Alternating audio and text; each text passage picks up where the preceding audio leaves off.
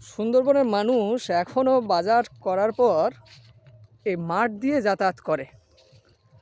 এখন ধান কাটা শেষ হয়ে গেছে, এই অন্ধকার মাঠ, চারিদিকে ওই দূরে দূরে একটা করে আলো দেখা যাচ্ছে। অনেক সময় আগের দিনে কি হতো, এই মাঠ দিয়ে যাওয়ার সময় অন্ধকারে মানুষ অন্যত্র চলে যেত, যেদিকে যাওয়ার কথা সেখানে যেতে পারতো না। তো এটাকে বলতো আলে ভূতে পেয়েছে, নিয়ে গেছে।